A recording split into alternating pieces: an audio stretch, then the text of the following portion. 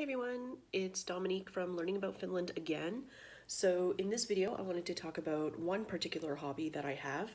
I have many hobbies actually, which I think is a good thing. And being a mom, I also try to encourage my kids to have hobbies as well. One hobby that I work with them every weekend, because I only see my kids on the weekend, which is why it's relatively quiet in my videos. One hobby that I absolutely love is called bullet journaling, or bujo for short. So, what bullet journaling is, it was an idea and a system where you organize everything in your life into a notebook. And typically, that notebook had dots. So, it's a system by a guy named Ryder Carroll, and pretty much it's to simplify your life. So, taking all the chaos, everything in your life, instead of doing it on your phone, on your tablet or computer, whatever online calendars, you actually sit down, take time out of your day, and do it in a notebook, old school. So, to have a bullet journal or do a bullet journal, all you really need is a notebook. It doesn't have to have dots or not, it's totally up to you, and a pen or pencil. That's it. That's really all you need. A ruler is also very handy, and that's it. If you go online to Pinterest or Google Images, for example, and you look up bullet journal ideas, your brain is going to explode. The first thing is that you'll get very easily overwhelmed because there's so many talented artists out there, and maybe you are too. But it can be very easy to get overwhelmed with, oh wow, like my handwriting isn't so nice, my drawing skills are not there. How am I going to make my bullet journal look nice? And the thing is, you don't have to. Don't focus on those people because that's how they make their bullet journal look for them. There's also the idea and concept of minimalist bullet journaling. So that just means you're not so flashy. It's fine. But once you get into it, it can get addicting if you like doing a little extra with your bullet journal. So for me, I'm not very talented with drawing, but I'm great with scrapbooking supplies. So I actually have like a lot of these things called washi tapes, which are really great because not only are they colorful and they come in all kinds of different patterns and styles. I'm gonna pretend like I actually, I should just show you. Yeah. So I got this wooden rack thing at IKEA. It's meant for holding dishes, that you want on display. Da, da, da, da, da. But I instantly saw it and I saw a washi tape holder. And I have two of these. They don't stack very nicely on each other, but they stack well enough. Anyway, so the great thing about washi tapes is that they're paper. You can easily rip them or you can cut them with scissors. You can peel them on, for example, on the wall. You can see behind me, I have a calendar and it's just very wide washi tape sticking on there so it doesn't peel off paint or anything on the wall. At least I've never had any issues, and my walls have very cheap wallpaper, so I don't mind. Yeah, so back to bullet journaling. People use a bullet journal for different reasons. Some people use it to track their sport habits, their healthy lifestyle, recipes, handicrafts, children's activities like scouts and cadets and what have you, sport teams. Some people use it as an agenda or daily planner. Some people use it for daily gratitude. Some use it for quotes. And I have zero shame in saying that I have several bullet journals. I started, I think 3 years ago. A friend introduced me to a bullet journal, and hers was just a very thin, plain notebook. There was nothing fancy about it. It was just grid style, like little squares, paper inside, and it had her life in it, in this tiny, thin little notebook. So it had her grocery list, it had her finances, it had her savings plan, it had her agenda for the week, month, day, her projects listed and activities for her son, all this stuff. Very simple in a very basic notebook. Fine.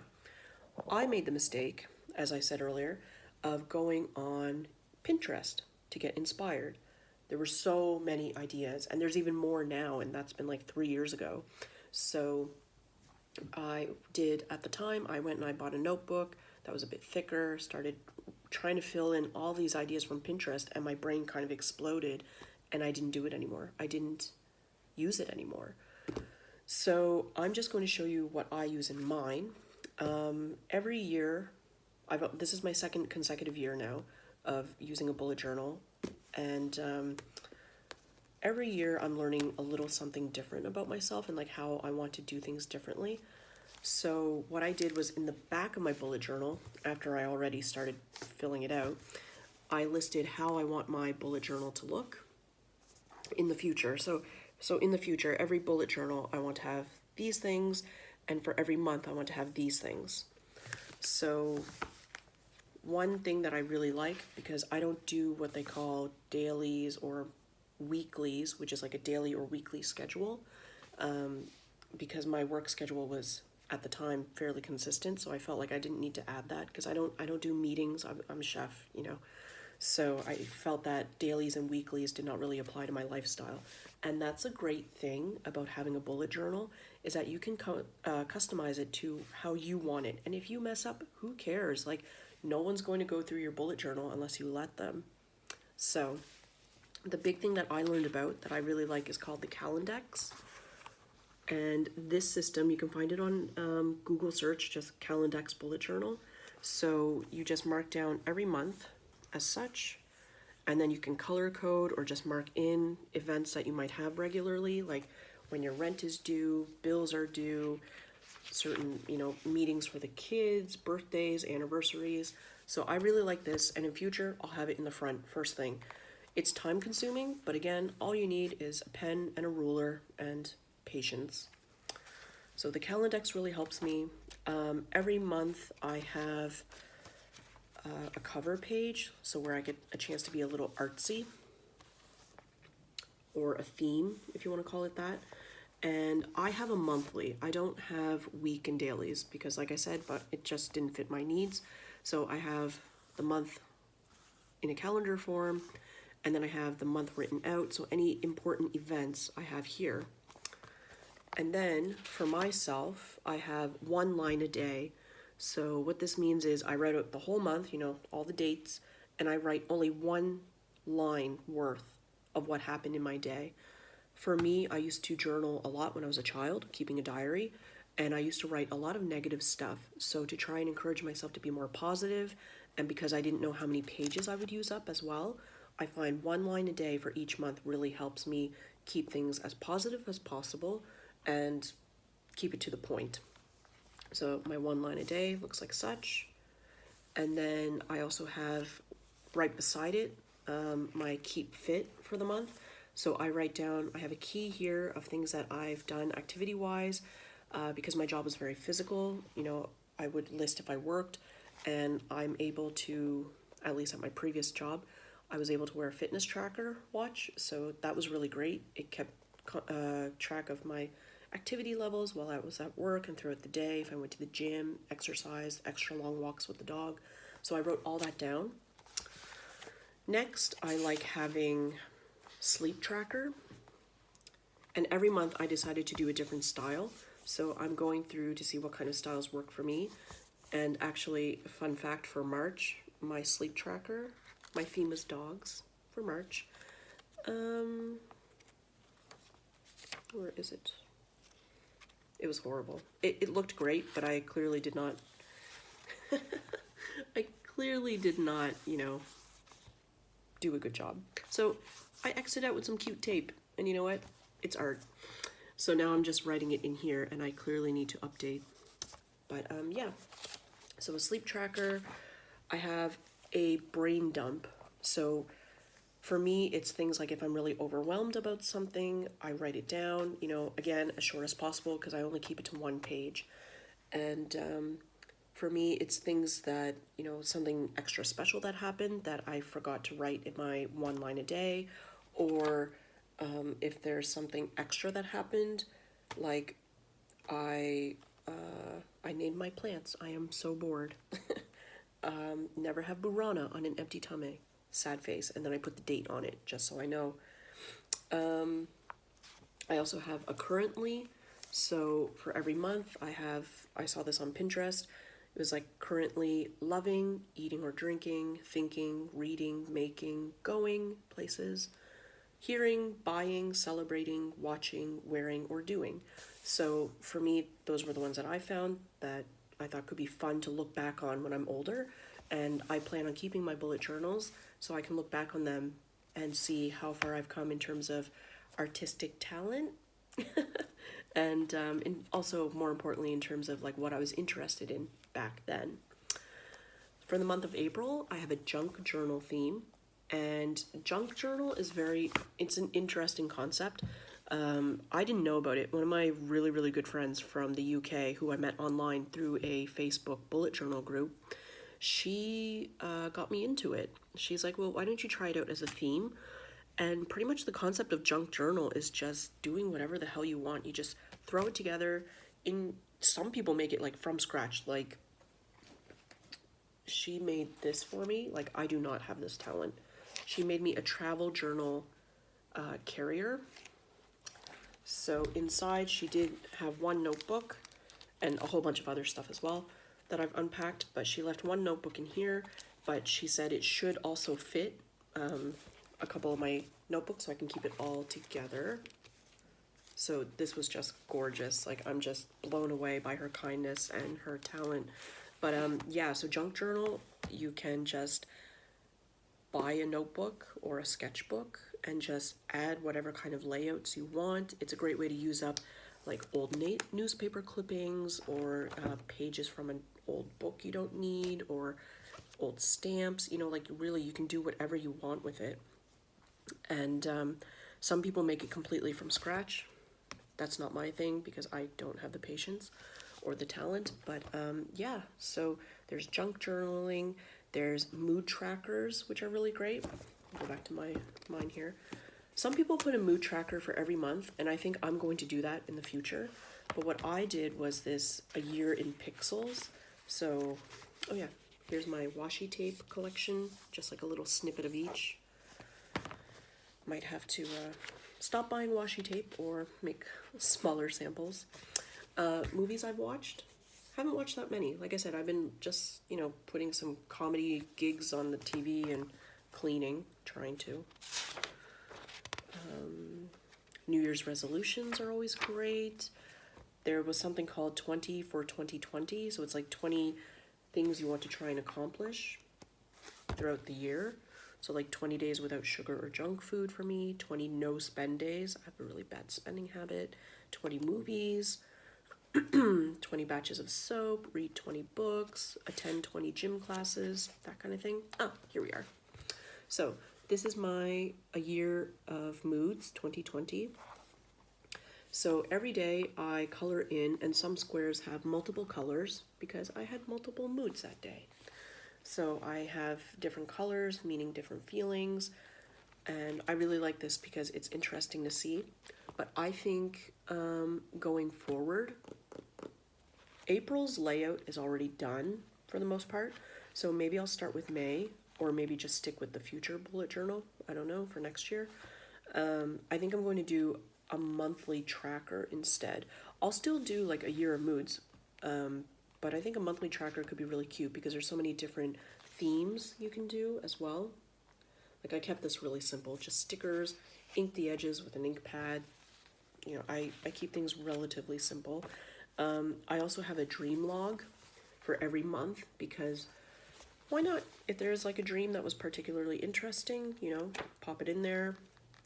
There's like Netflix tracker as well, reading people's birthdays, plant care. This is January's sleep tracker. So I had a different style, different variety. Quotes are really great to put in your bullet journal, something to motivate you or remind you of something. For daily gratitude, which another friend, Canadian friend, got me into. She has a notebook where she just writes her daily gratitude every day, and she is a homeschooling stay-at-home mom of 4. So for me, I didn't know how much space I wanted to fit in for a daily gratitude, and again, had already written up my layouts for, January and February, so then I decided I would get just a basic agenda. And if you're wondering where I got these notebooks, I got them at Flying Tiger or Flying Tiger. I don't speak Danish. It's originally, Copenhagen company. But anyway, yes, so I just bought a daily, planner, and one thing that I also incorporated, again, later in the year, but I'll put it in the future, is something called the rule of 3. So you write 3 things today to accomplish, 3 things for this week to accomplish, and 3 things I want to accomplish in 2020. So that's my goals, and every day I just take, a moment and do my bullet journaling and also my daily gratitude, things, something simple as like, I'm grateful my friend lives close by and her cats like me. Grateful I had bubble tea to go and could support a local business. Grateful I started my YouTube channel. So it's stuff like that, and little things, big things, whatever it means to you that's grateful and can kind of keep you going, especially when you have to be inside for so long, whether you choose to or not to. It's recommended currently because of the COVID-19 pandemic. But yeah, bullet journaling, it's really great. Has saved countless amount of people mentally, helps them, organize their life, helps them release their artistic side. And yeah, it's just really fun. And a lot of people are like, oh, well, where do you find time to do it? And for me, even on the weekends when I'm with the kids, I try to get them to bullet journal with me. And they just have this kind of exact same agenda. So that's their bullet journal. And they can stamp and color in it as well. But I bullet journal for myself, usually at night before bed. It helps me calm down. I put away my phone for a few minutes and try and get this all done. And yeah, I have a great time. And I currently received, like I said, this amazing travel journal cover and all these washi tape bits from my friend. So I have so much, extra stuff to play with that will keep me busy for a very long time, along with stickers and everything. But again, you can make your bullet journal the way you want it. It does not have to be that fancy or colorful if you don't want it to be. I have a separate bullet journal for my blog related things, social media stuff. I have a bullet journal about my quotes that I like, and I have one for handicraft projects because I didn't want to overflow or put like a time stamp or a year stamp on my projects because I'm a very slow knitter, for example. So I just took another one and I made it, my crafting bujo. And another thing, really important thing that you should do is if you get into bullet journaling, you should put your contact information on the inside, in case you drop it, in case you lose it, in case you forget it somewhere, because some people leave theirs at home, which I usually do, but of course some people take theirs with them everywhere they go because they're marking things off. Another thing is like grocery shopping or meal plan prepping. You can just put Post-its and just write what you want and then peel it off so you don't have to use up so many pages. But yeah,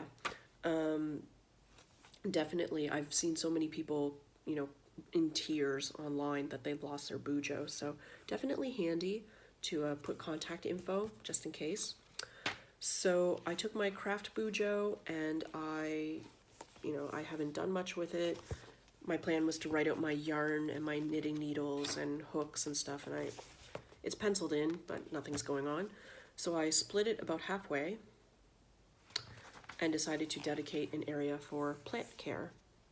I do have plant care, like watering schedule and stuff, in my normal bujo, but I started buying a lot of plants. So here we are. I have all my plants. I left some space here in case I happen to buy more succulents in the future.